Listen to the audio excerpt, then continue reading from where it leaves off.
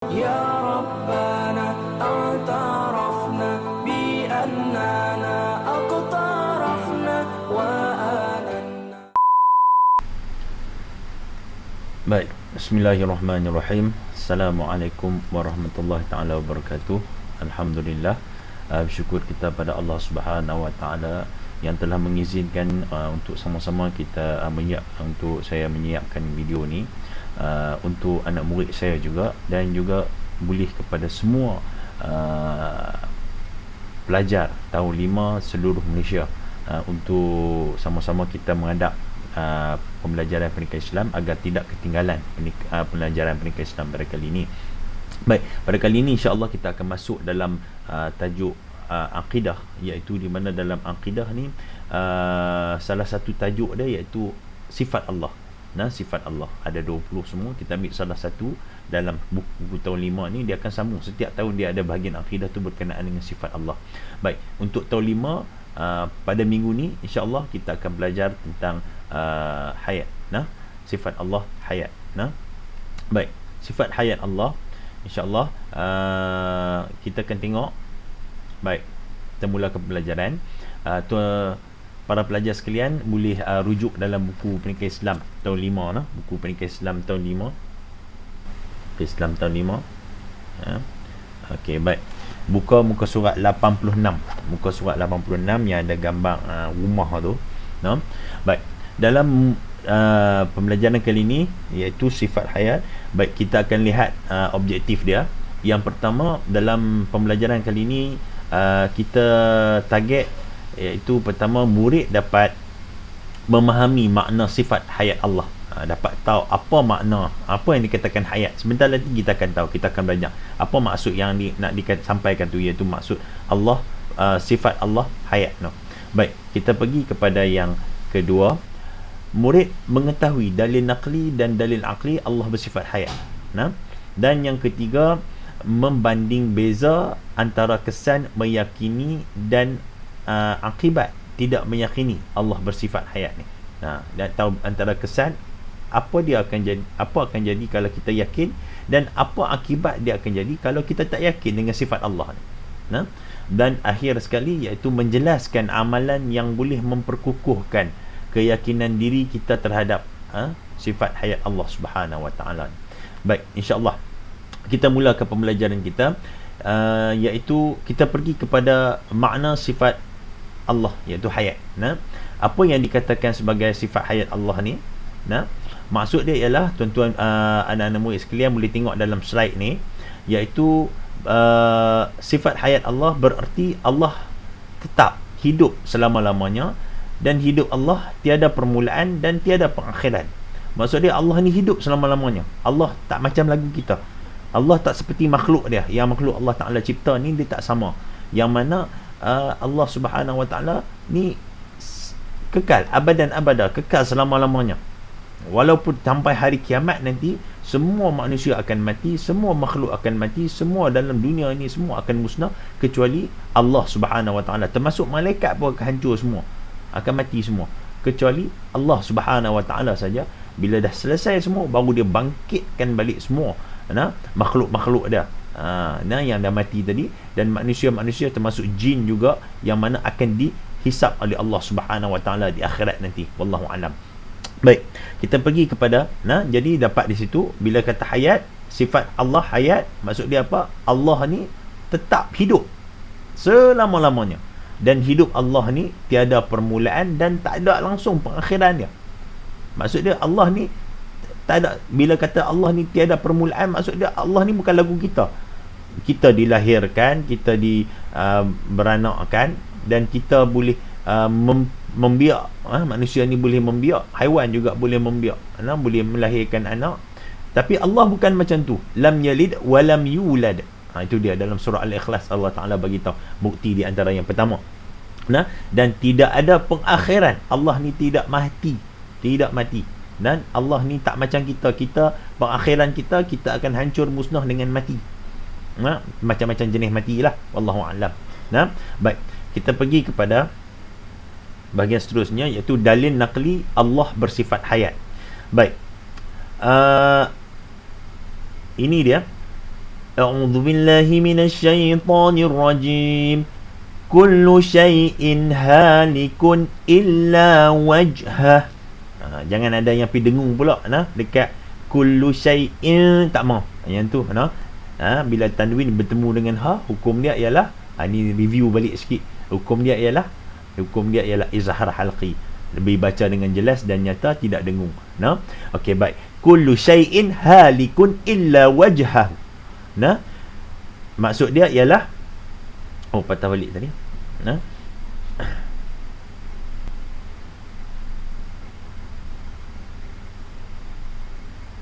Okey. Itu dalil dia daripada surah Al-Qasas ayat yang ke-28. Maksud dia ialah tiap-tiap sesuatu akan binasa melainkan zat Allah. Semua benda akan binasa, semua benda akan musnah, semua benda akan hancur kecuali Allah Subhanahu Wa Taala. Baik, dalil yang seterusnya ialah dalil naqli yang seterusnya. Dalil naqli ni dalil yang diambil daripada Quran dan juga hadis. Itu dia untuk review balik. Baik, firman Allah Subhanahu Wa Taala dalam satu surah lagi, surah Al-Baqarah ayat yang ke-255, juzuk yang kedua. Allahu la ilaha illa huwal hayyul qayyum. Yang bermaksud Allah tiada Tuhan, yakni yang berhak disembah melainkan Dia yang tetap hidup, yang kekal selama-lamanya, mentakbirkan, yakni sekalian makhluknya. Allah tiada, la ilaha illallah, tidak ada Tuhan yang berhak disembah melainkan Allah, tidak ada Tuhan lain melainkan Allah. Wal hayyul qayyum, yang mana tetap akan hidup dan akan mentakbir makhluk-makhluk dia. Siapa makhluk-makhluk dia? Kita semua, termasuk semua benda yang Allah Ta'ala cipta. Bukan hanya manusia, binatang, bukan hanya binatang, tumbuh-tumbuhan, seluruh alam ini adalah makhluk Allah Subhanahu Wa Ta'ala, yang mana Allah sendiri akan mentakbir dia. Mentakbir macam mana? Contoh kejadian siang dan malam. Kita kan yang nak pergi tarik tirai, pergi tutup tirai bagi gelap, pergi buka gelap. Yang tu dalam bilik kecil boleh lah. Tapi ni seluruh alam besar ni, siapa punya kerja boleh buat benda ni? Tak ada siapa melainkan Allah Subhanahu Wa Ta'ala. Boleh faham semua? Itu dalil yang seterusnya, surah Al-Baqarah ayat 255. Dalil naqli berkenaan dengan Allah bersifat hayat. Baik, kita pergi kepada dalil aqli. Dalil aqli ni apa dia? Bukti daripada yang kita boleh fikir dengan kepala otak kita, dengan akal kita, dengan kepala kita yang Allah Ta'ala cipta, akal yang Allah Ta'ala bagi kita ni, kita boleh fikir. Itu yang dikatakan dalil aqli. Bukan ambil daripada Quran dan juga hadis, berpandukan Al-Quran dan hadis. Kena faham macam tu. Baik. Seterusnya kita tengok. Cantik kan? Ini dikatakan kejadian untuk alam. Cantik Allah Subhanahu Wa Ta'ala buat. Kita agak-agak kita mampu buat lah. Kita tak mampu buat. Kita tak boleh nak buat lagu ni. Memang tak boleh. Hanya Allah Subhanahu Wa Ta'ala saja yang boleh buat lagu ni. Cantik lagu ni. Kita boleh buat gambar kan? Tapi kita nak buat lagu ni, matahari semua cantik, tak ada. Ini membuktikan bahawa Allah mesti ada satu kuasa lain, yang mana takkan matahari tu buat diri dia sendiri, takkan awan tu buat diri dia sendiri, takkan pokok kat bawah tu buat matahari. Tak boleh. Maknanya mesti ada satu kuasa yang mana the most powerful, yang buat semua benda ni, yang paling hebat, yang paling power kali, iaitu Allah Subhanahu Wa Ta'ala, yang bersifat abadan abada, hayat, hidup selama-lamanya, yang membuktikan Allah tu ada, Allah tu hidup. Dengan kita tengok diri kita sendiri, kita tengok kejadian alam ni semua, dah cukup dah untuk nak menunjukkan bahawa Allah tu ada penciptanya, ada sesuatu yang begitu hebat yang membuatnya semua tu. Baik, dalil aqli Allah bersifat hayat kita boleh tengok, iaitu dalam kejadian alam yang tersusun dan teratur, menunjukkan pentadbir alam ni bersifat hidup, hayat. Maksudnya bila sifat hidup, hayat, Allah tu ada, Allah tu wujud, Allah tu ada dalam kehidupan kita ni. Dan Allah punya hayat tak macam kita punya hidup. Allah punya hidup selama-lamanya. Tak ada siapa pun boleh tandingi. Tak ada siapa boleh. Kita nak tahu Allah ni mana Allah ni apa semua, kita tak boleh nak fikir sedalam-dalamnya, sebab tak mampu untuk pemikiran kita sebagai manusia biasa nak fikir sedalam-dalam tentang zat Allah. Bukan kita. Kita tak layak. Otak kita ni pun sikit, kecil lah, lekeh. Bukan boleh nak fikir dalam-dalam, tak ada. Dekat fikir nombok boleh lagi. Fikir nak tulis kok mana, nak buat seni bagi cantik mendalam-dalam, seni boleh. Tapi tentang ketuhanan, tentang Allah, kita tak boleh fikir. Kita hanya faham dan kita kena percaya bahawa Allah Ta'ala tu ada. Allah Ta'ala tu hidup selama-lamanya. Baik. Cukup dekat tu berkenaan dengan Allah, sifat Allah hayat. Allah tu maha hidup. Allah tu maha hidup. Baik. Kita akan pergi kepada kesan. Kita tengok kesan. Tu dia. Tok Dalang nak cerita kat dia kita. Baik. Kita tengok kesan meyakini sifat hayat. Bagaimana yang dikatakan kesan kepada, kalau kita yakin Allah Ta'ala tu bersifat hidup, maha hidup, apa akan jadi pada kita? Apa yang kita boleh dapat? Apa yang akan dapat kesan kat kita? Okey, yang pertama kita tengok yang ni, atas kali kehidupan yang diredai Allah. Bila kita percaya Allah tu, kita ni hidup tak lama. Kita hidup tak lama. Allah saja yang hidup lama. Bila kita percaya, kita pegang yang tu, Allah Ta'ala akan redha hidup kita. Kita tak pernah tak percaya semua sifat kebaikan yang ada pada Allah tu, semua sifat 20 tu semua kita percaya, maka Allah akan redai hidup kita. Yang kedua, menggunakan masa sebaik-baiknya. Bila kita tahu Allah Subhanahu Wa Ta'ala tu maha hidup, dan kita percaya kita ni bukan macam Tuhan, kita hidup tak lama, jadi kita akan guna masa kita ada ni sebaik-baiknya. Sebab kita bukan Tuhan, kita makhluk Tuhan. Jadi kita tak boleh nak expect, kita tak boleh nak jangka yang kita boleh nak jadi macam Tuhan, hidup selama-lamanya. Tak boleh. Allah saja yang satu-satunya yang boleh hidup selama-lamanya, abadan abada. Kita manusia, makhluk Allah, hidup sah. Nyawa kucing pun sah. Kucing pun lagi cetek dia punya jangka hayat dia. Kita jangka hayat kita, umat Nabi Muhammad SAW ni dekat umur 60. Kalau katakanlah Allah Ta'ala bagi extra sampai pergi umur 100 kan? Tapi bila mai tak boleh pergi 200, tak boleh. Itu semua atas kuasa Allah, izin Allah saja. Dekat tu umur 60, kira dah sedia dah, siap-siap, kena ada persiapan diri kita dah untuk kita nak mati, nak menghadap Allah Subhanahu Wa Ta'ala, nak menghadap siksaan kubur, nak menghadap soal jawab kubur, nak menghadap alam barzakh ni. Kita kena ada persiapan. Jadi kita takkan menggunakan masa tu untuk sia-sia. Kita akan gunakan masa tu sebaik-baiknya. Baik. Yang ketiga, menghargai kehidupan. Kita hargai kehidupan kita. Allah Ta'ala bagi hidup ni, Alhamdulillah, kita bukan boleh hidup selama-lamanya. Kita bukan Tuhan. Allah saja yang bolehnya hidup selama-lamanya. Kita ini hidup tak lama. Kita hargai kehidupan kita. Kita jadi orang yang baik. Kita jadi orang yang soleh. Jangan kita sia-siakan hidup kita melakukan perkara-perkara yang tak elok, menjadi orang yang jahat, orang yang mana dibenci oleh Allah. Bila Allah benci, bukan setakat Allah benci, seluruh makhluk akan membenci pada kita.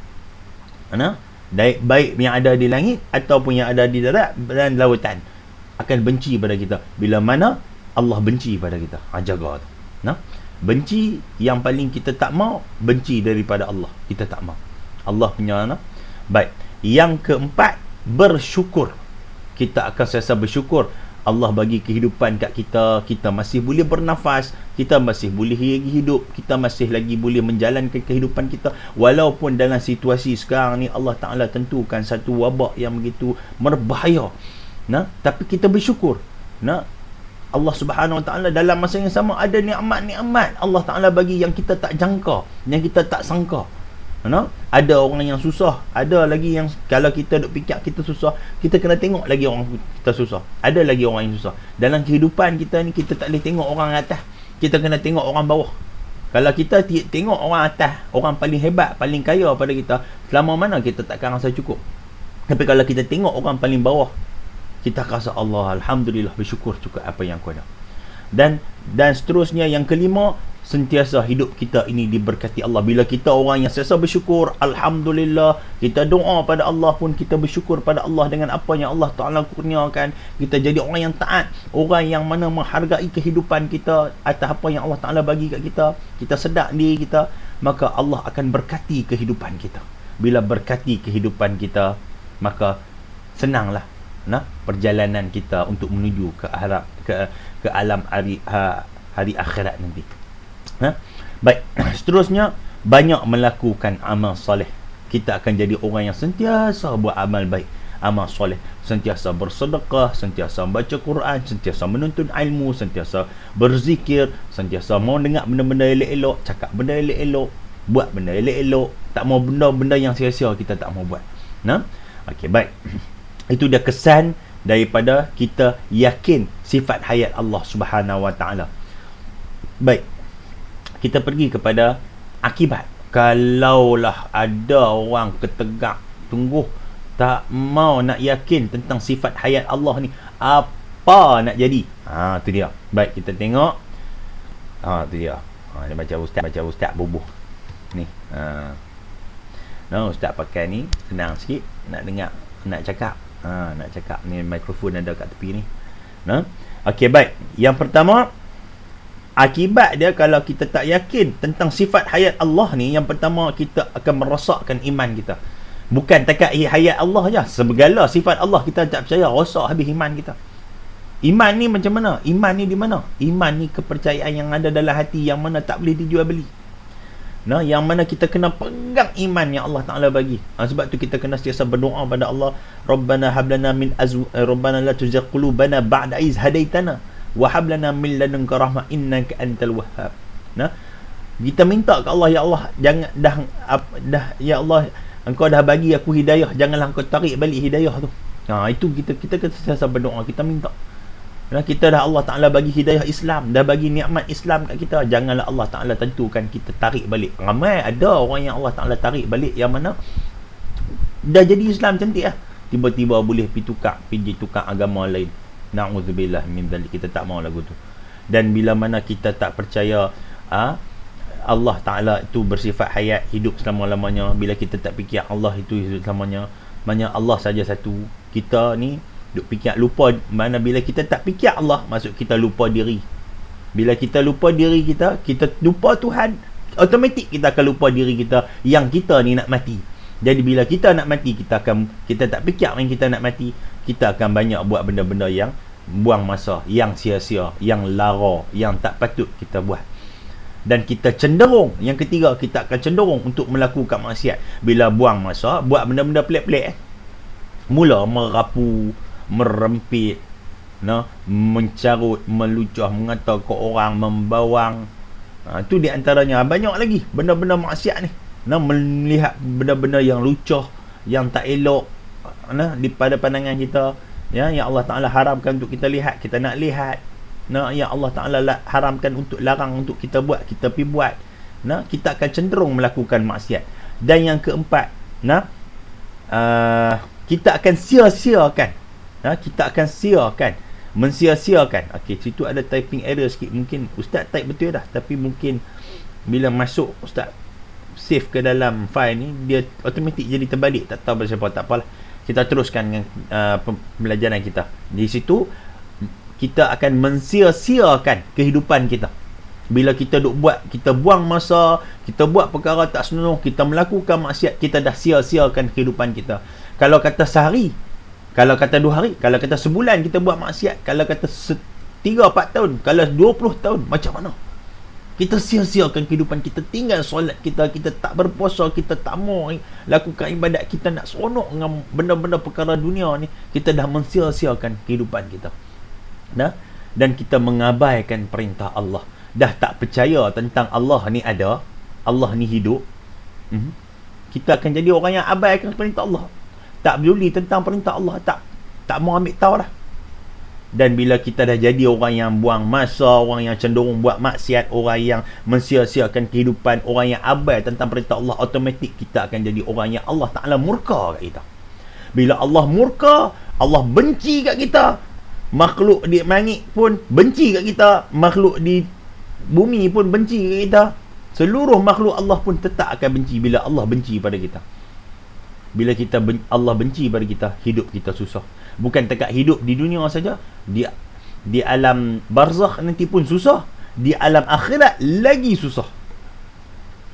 Jadi wallahu a'lam, na'udzubillah min dzalik. Kita minta, kita tak mau jadi orang yang memang macam tu. Jadi kita kena pegang, kita percaya sifat-sifat Allah ni, dan kita hayati sedalam-dalamnya, dan kita jadi orang yang beriman, bertakwa, kepada Allah Subhanahu Wa Taala. Jangan kita sia-siakan kehidupan kita. Ustaz harap anak-anak murid Ustaz percaya yang dengar kuliah ni dia tak buang masa, dia tak sia-sia. Sebab apa? Dia tengah belajar, dia tengah mengaji. InsyaAllah. Wallahu alam. Ustaz doakan. Baik. Baik. Di sini ada sikit. Okey, sentiasa yakin akan sifat-sifat Allah dan sentiasa bertakwa kepadanya, iaitu Allah Subhanahu Wa Taala. Dan itu saja daripada Ustaz. Cukup setakat yang ni. Jadi segala kelemahan, kekurangan yang sepanjang Ustaz sampaikan pembelajaran ni, kuliah pembelajaran ni, semuanya atas kelemahan ni Ustaz sendiri. Ustaz mohon maaf.